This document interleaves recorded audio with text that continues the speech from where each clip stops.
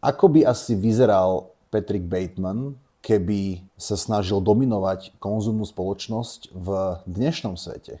Najlepší úkryt pre psychopata je konzumná spoločnosť. Pretože konzumný svet je tak povrchný, chladný, plný ľudí, ktorí sa snažia zapadnúť, vyniknúť, byť niekým cez peniaze, výzor, značky. V takomto svete sa Patrik ľahko stratí, pretože všetci v ňom nosia masky, nie len on. Nikto si nevšimne, že s ním niečo nie je v poriadku. A tým, že Patrik nemá žiadne emócie, žiadne pocity, ktoré by ho vedeli spomalovať, tak dokáže absolútne dokonale hrať túto rolu na najvyššom možnom leveli. Dokáže v tomto konzumnom svete absolútne dominovať. Pretože pre neho je to len performance. Nemá v tom žiadne emócie. Ale chápte to tak, že Patrick Bateman žil v 80.